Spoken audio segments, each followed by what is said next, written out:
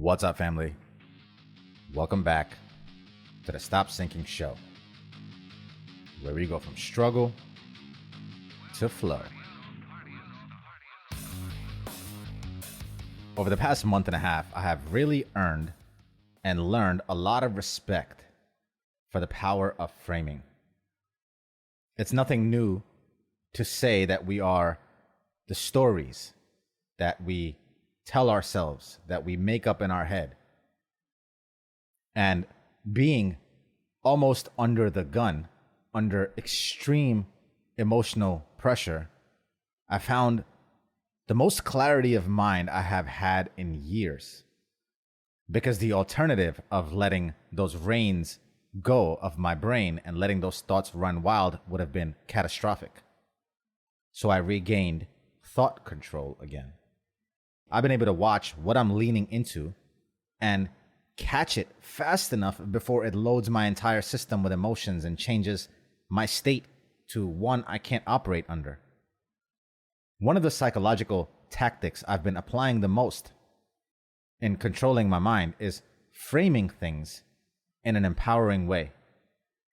I'm not really into fake positivity or gaslighting myself into believing shit that isn't true. So when I say empowering, I want to stress the power in it. Because no fake positivity really makes you feel powerful. It temporarily numbs how you feel, and I'm not trying to avoid my emotions.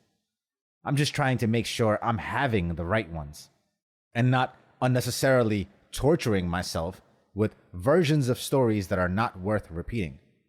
Reality is hard enough to swallow. Why make it worse with versions of stories that don't serve you? I found some powerful ways to frame what has been happening since my father passed. Some of it is personal. By no means is it exhaustive. I have so many things that I've had to reframe.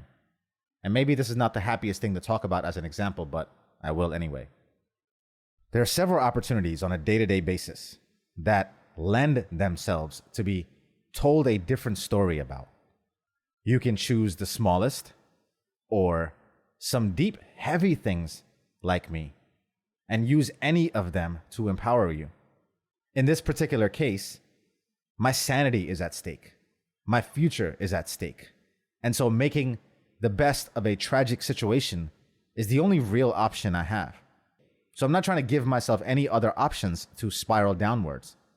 But still, I know I cannot avoid the decline if I try to comfort myself with fake positivity. Because I'm not looking for momentary peace. I'm looking for an enduring one. So I have to find the frame that is most positive, but also most true. And that's where the power is. I just had to come back home to the place where he passed in. And before coming here, I made myself more nervous than I normally would. When I use the word made myself, it's deliberate. So we make ourselves feel everything. So the story I have been repeating the last couple weeks was being nervous about opening the door coming here.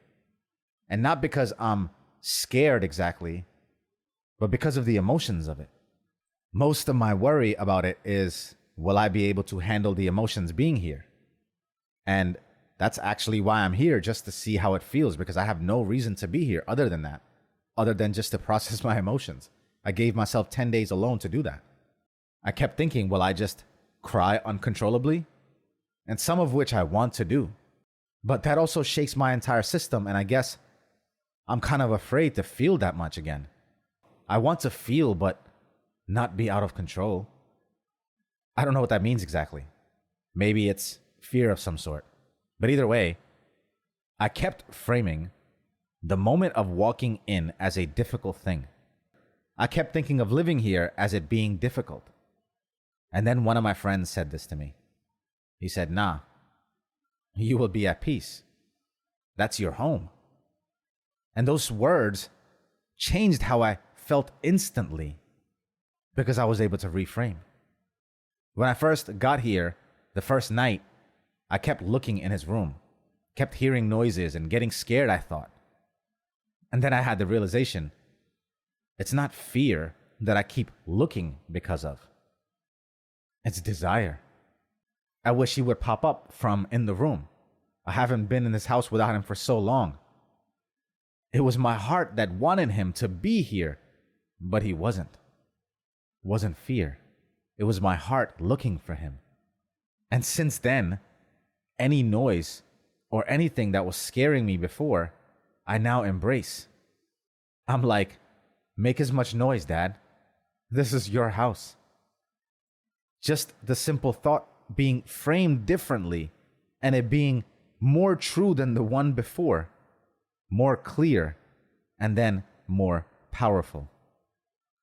I thought I would be scared, feel weird being in the house where my father died. But one of my friends said he felt closer to his dad when he passed and he was in his room and used his car. And I tried that on for size 2. And it fit. I feel closer to my father being here. I walk around this house talking to him. I took the walk he took outside every day, sat on his side of the sofa.